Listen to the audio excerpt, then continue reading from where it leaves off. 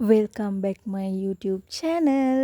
හයි යාළුවනේ, ඔයාලා සතුටින් පරිස්සමින් ඇති කියලා මං හිතනවා. ආදරණීය පෙබරවාරියේ මගේ ජීවිතේ තවත් ලස්සන දවසක් මේ විදිහට ඔයාලත් එක්ක බෙදා ගන්න මම හිතුවා. ඉතින් ඔයාලා දන්නවා ඇති දැන්ටමත් මේ අපි යන්නේ කොහෙද කියලා.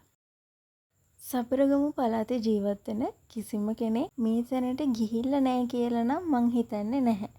මොකද සමන් දේවාල කියන්නේ සබරගමු පළාතේ අපේ උරුමයක්. මෙතනට යන ඕනිම කෙනෙක්ගේ හිතට පුදුම තරම් සැනසීමක් තමයි ලැබෙන්නේ. ඉඩක් ලැබෙන හැම වෙලාවෙම සමන් දේවාලෙට ගිහින් මල් පූජා කරලා දෙවියන්ගේ බුදුන්ගේ ආශිර්වාදය ගන්න අපි කවදාවත් අමතක කරන්නේ නම් නැහැ.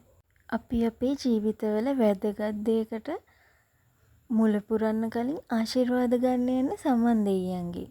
ඉතින් ඒ ගිහින් මල් වට්ටියක් පළතුරු වට්ටියක් පූජා කරලා ඒ ගන්න ආශිර්වාදයෙන් අපි විශ්වාස කරනවා අපි කරන වැඩ කටයුතු සාර්ථක වෙනවා කියලා. ඉතින් ඒ විශ්වාසයත් එක්ක අපේ හිතේ ප්‍රශ්නයක් ඇති වුණාම මොකක් හරි සතුටක් ඇති වුණාම අපි හැම වෙලාවකම සමන් දෙවියන්ගෙන් ආශිර්වාදය ගන්න නම් අමතක කරන්නේ නැහැ.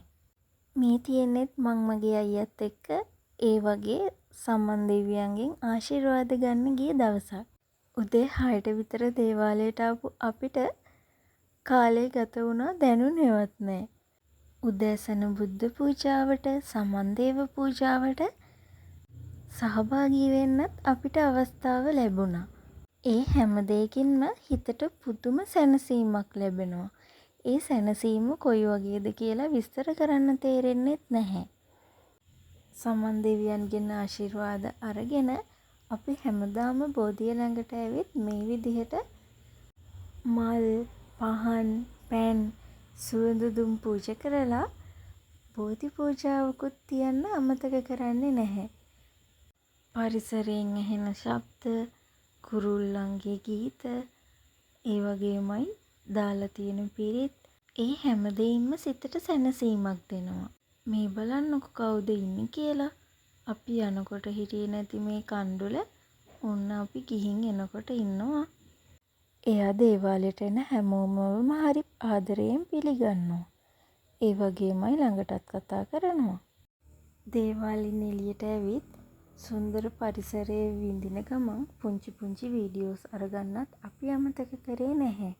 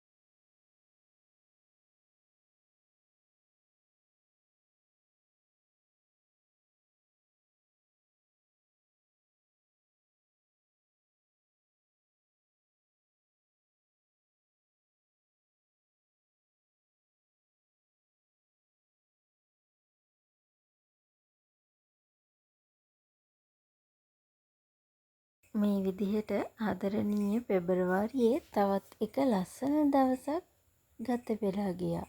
ඉතින් තවත් ලස්සන වීඩියෝ එකක් අරන් එනකන් හැමෝම සතුටින් පරිස්සමින් ඉන්න.